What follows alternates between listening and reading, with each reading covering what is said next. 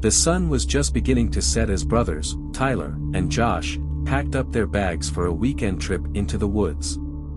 They had been planning this trip for weeks, eager to try out the shrooms they had scored from a friend. They had heard stories of the incredible, hallucinogenic experiences that could be had while on them, and were determined to find out for themselves. As they drove further into the wilderness, the trees grew taller and thicker, creating a dense canopy overhead that blocked out most of the sunlight. Eventually, they found a clearing where they could set up camp for the night. Tyler pulled out the shrooms from his bag and the two of them eagerly began eating them. As the shrooms started to take effect, Tyler and Josh felt their senses begin to shift. The trees around them swayed and morphed, and the colors of the sunset intensified until they seemed to be living inside of a painting.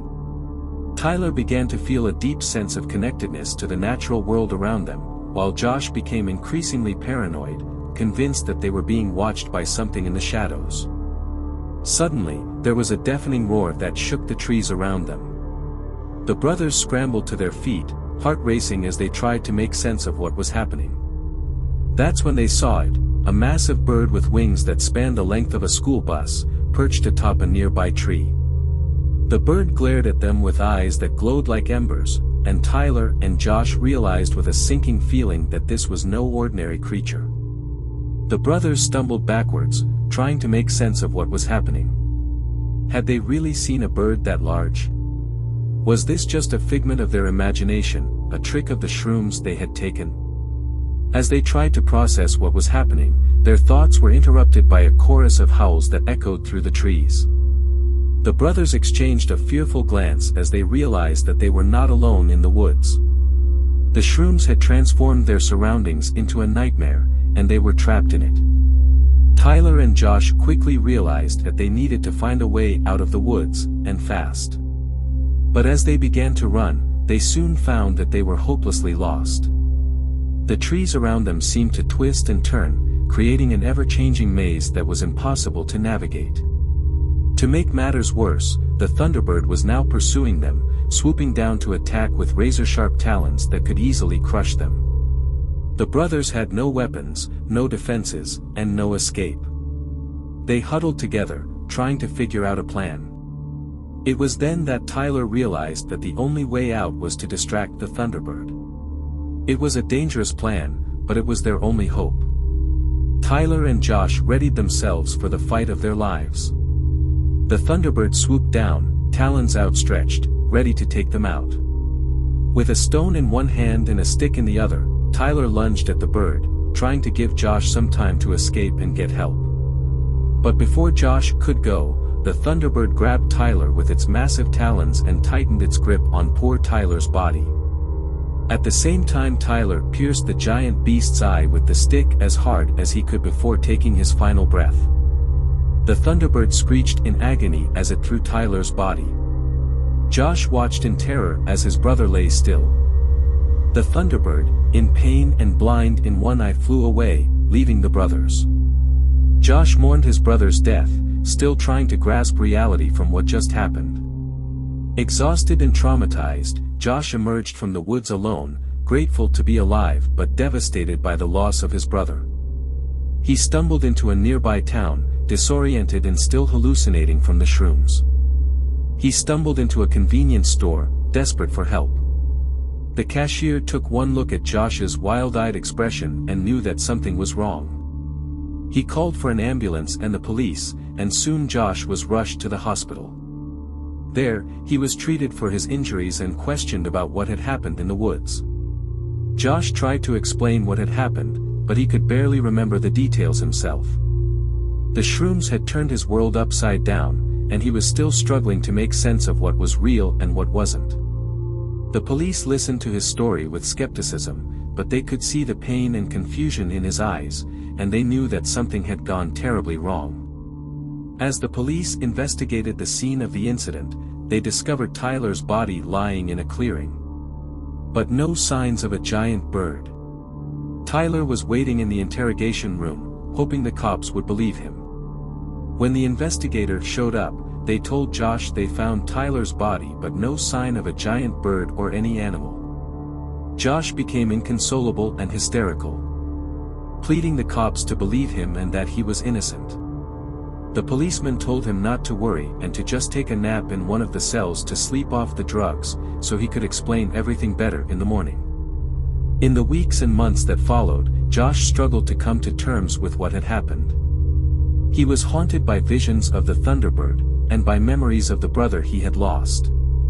He tried to seek comfort in the people around him, but he felt isolated and alone. And as Josh stared at the white padded walls, and the screams of his crazed neighbors began to fade into the night, he began to wonder if the policeman would believe him now that the shrooms had worn off.